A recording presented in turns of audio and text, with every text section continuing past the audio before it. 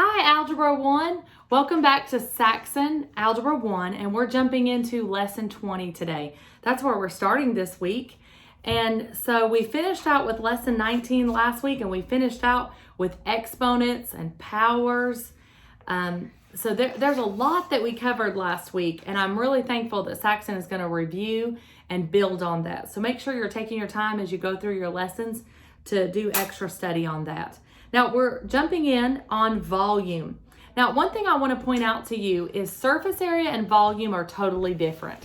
So I have a package of markers here. So if I'm thinking through the surface area of this, I'm thinking about what, if I were printing this, I would be thinking through what colors and what fonts and different things I want on the outside, right? So surface area is the two bases, the two sides, and the two other sides, right? Now your book in Saxon teaches you how to just find the surface area of each one of the bases and then each side, and then add all 6 of those together to find surface area. I'm a big formula girl, so I love the surface area formula.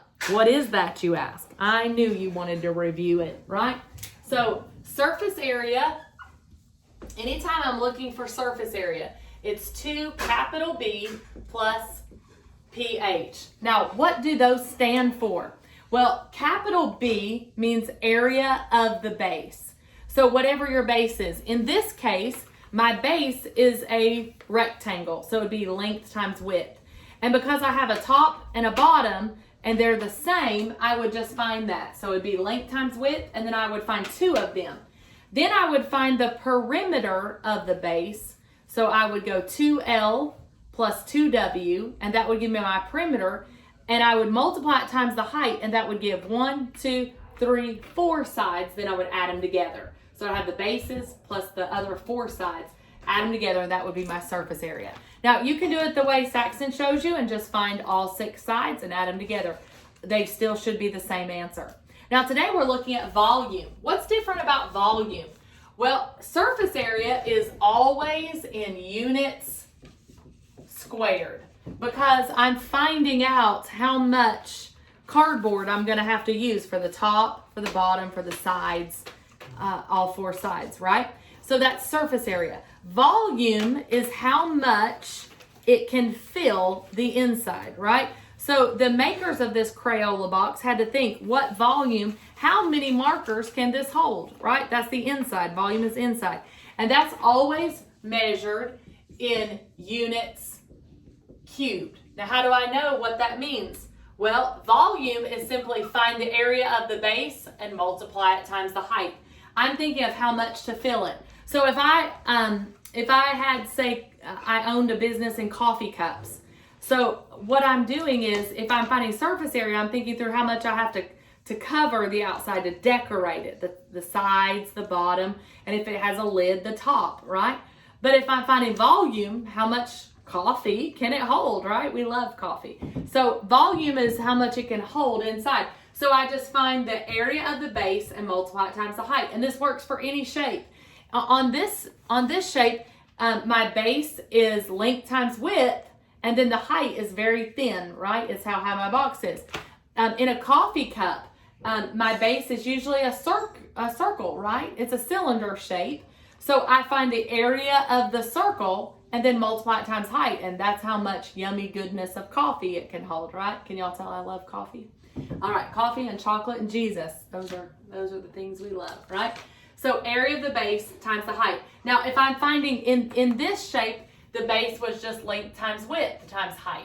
So that's one of the most common, but notice that there are 3 dimensions that are being multiplied together. That's why it's always units cubed. Your book shows you a picture of a cube, and it shows you 1 unit by 1 unit by 1 unit. One thing I want to point out to you is on page 87, it shows a triangular prism. The 2 bases are triangles. So you're going to have to find, in this case, remember volume equals area of the base times the height. Well, the base of a triangle is 1/2 times base times height. And then you're going to find the height of the whole 3D. So this height and this height are not the same. This is the height of just the base. This is the height of the whole shape. So your book shows you that there. So, and it also worked it out and showed you the final answer was 96 centimeters cubed. So there's a lot of different shapes there. Now your book also shows you some irregular shapes that you might have to find one part and then subtract another part to find what's left. If you look down at the bottom of page 89, it actually gives us a practice. And it shows, it looks like a U shape. Well, your book is teaching you to break down those shapes. So you can find the, it's asking us for the volume. You can find the volume of a half a circle, but also the volume of the rectangle and add those together. So it says the base of the right solid, the base of the right solid 10 inches high is shown. Find the volume of the right solid. Dimensions are in inches. So it's showing you what the base looks like. And then it says that, of course, everything is in inches. So if I'm finding the volume, I'm just going to find the area of the base times the height, right? So I'm going to have to break that down, and I'm going to have to do the rectangle part and then also the half circle part, right? All right, so that is practice A, and then you've got B and C. So don't let the odd shapes overwhelm you when you're solving those. So since we've already talked about A, I'm actually going to skip that because I've set it up for you. So you just have to find the volume of the rectangular, which is actually very easy. You're just multiplying the 3. But then you're also going to have to find a half circle and then add those together. So let's look at letter B. A right circular cylinder has a radius of 6 feet and a length of 20 feet as shown. Find the volume of the right circular cylinder. So again, we've already talked about volume is area of the base times the height. This time the base is a circle. So let's talk about it. If volume equals area of the base times height, the base of the area of a circle is pi r squared times height. So isn't it nice when you know your formulas and you can just plug in what you know? So I know it told me that the radius was 6 feet. So I'm going to plug in 6 for radius. So it's pi times 6 squared times, and it said the height was 20. Now, one thing I always want to caution you about is make sure that your labels are always in the same units.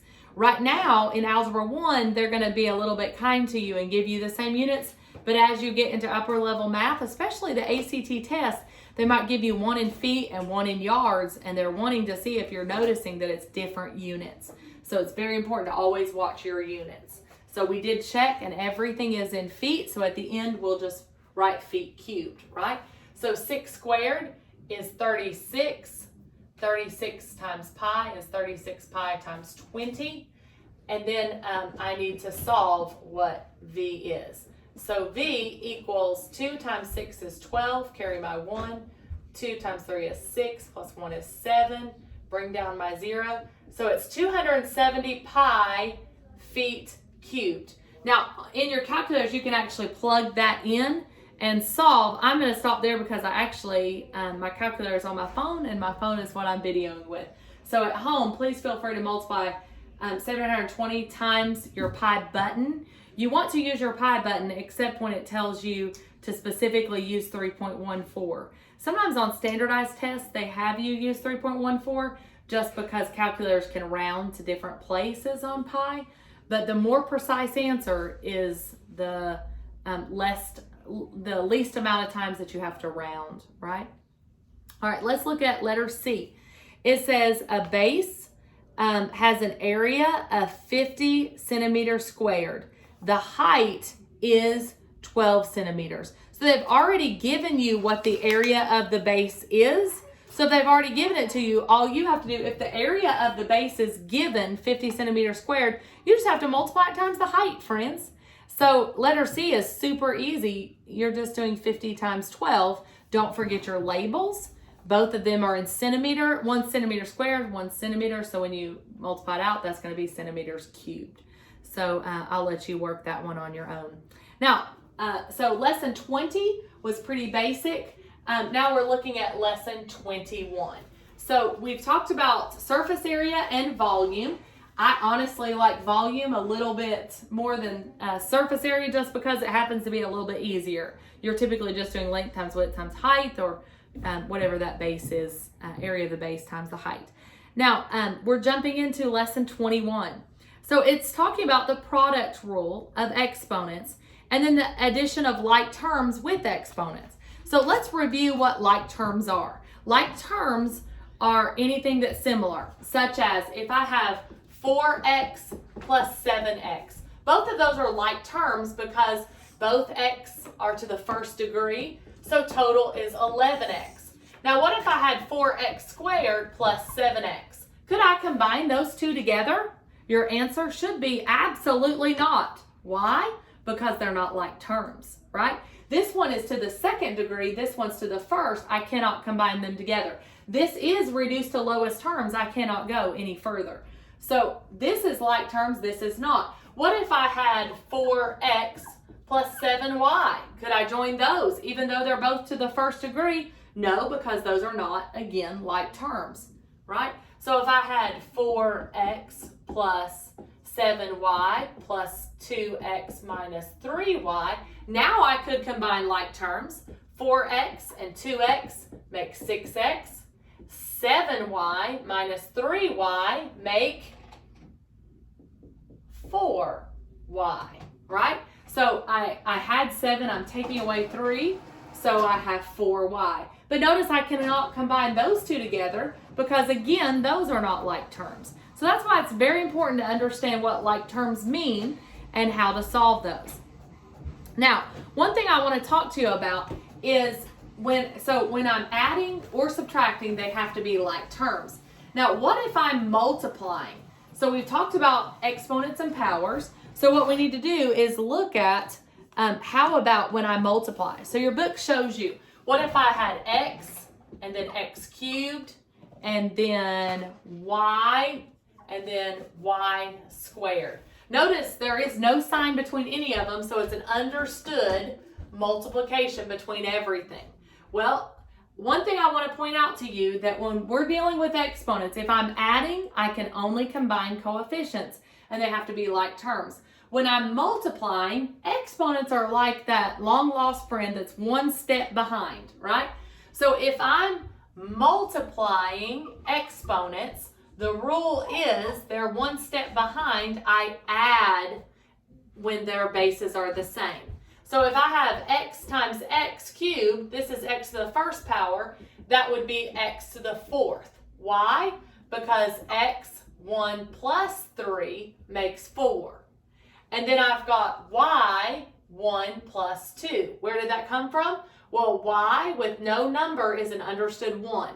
So 1 plus 2 makes y cubed. So this is my answer. Now, Miss Kim, you just said that we can't combine if they're not like terms when we're adding or subtracting.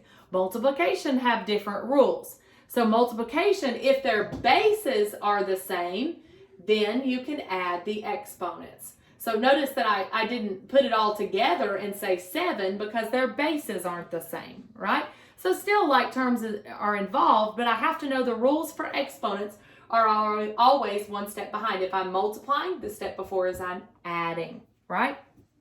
So your book is showing you that in lesson 21.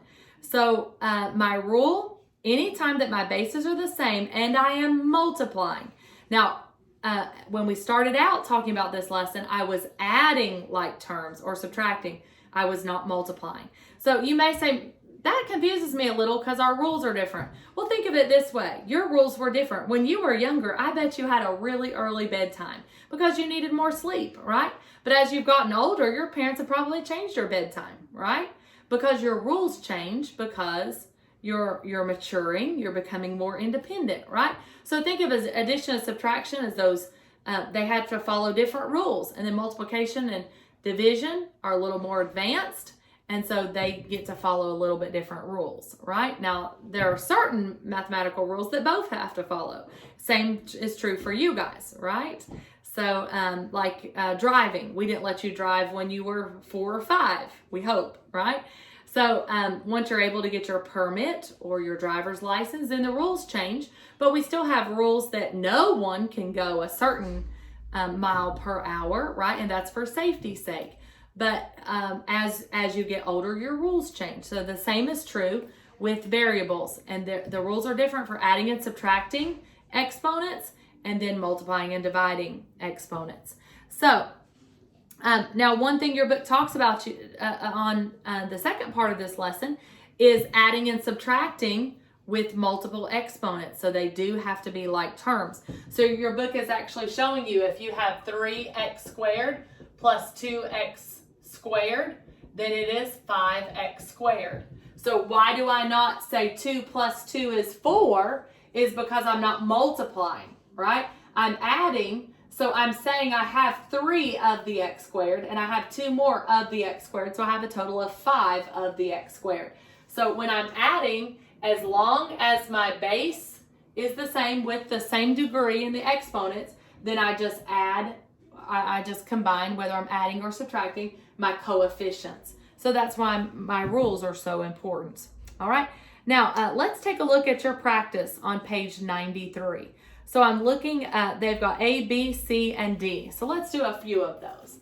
All right, I'm actually going to skip A today on my practice, and I'm going to go straight to letter B.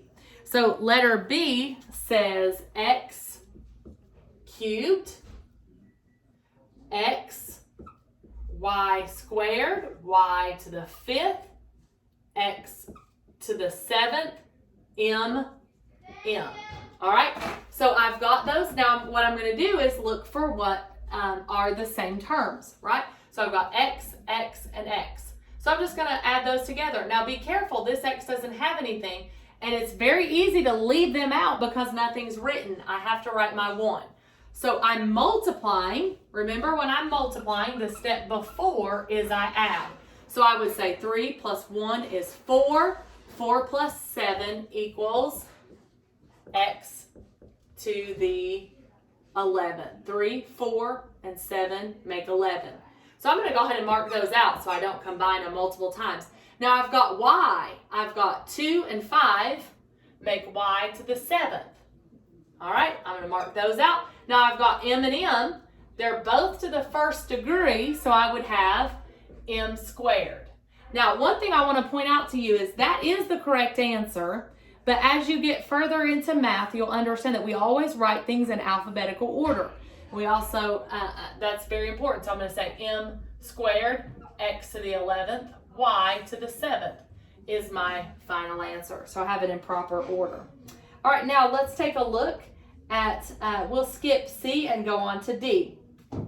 So D says x to the 6th, y plus y, x to the 6th plus 3xy minus 5xy to the 6th. All right, so I'm not multiplying here like I was in the first set of practice problems. I'm actually just looking for like terms. Now I've got x to the 6th, y. They've switched the order here, so let's rewrite it. X to the 6th, y plus x to the 6th, y plus 3xy. Notice it's not x to the 6th. I'm going to underline that so I don't forget that that one's a little bit different. And then 5xy to the 6th. Now, these both have x6, x6y. So these are like terms. And then this one is totally different by itself as well. Do you see how I underline things to organize my thoughts? Like terms, alone, alone, all right? So nothing else is with them. So I can combine. This is, the coefficient would be understood 1, understood 1. If I have a x to the 6y, I have 1, right? So 1 and 1, I'm just adding the coefficients, is 2. So I have 2x to the 6th y. Friends, do you see I do not say x to the 12th y squared. No, no, no, no, no. I have one of them. I have another, so now I have 2 sets of them, but I do not change the exponents unless I'm multiplying. Multiplying, I add together the exponents. When I'm adding, I only add together the coefficients. These rules, I know I may be saying it over and over and over, But as a high school math teacher, over and over, I see kids misunderstand like terms. So that's why I'm reiterating it over and over. Now, there's nothing for me to add 3xy with, and there's nothing for me to subtract 5xy to the 6. So this is my final answer. These are the only two I can combine that are like terms. These are not because their degrees are different. So I cannot combine them together. All right, thanks for your time. We did 2 lessons. Join me again, and we'll finish out this week with 2 more lessons. Thank you.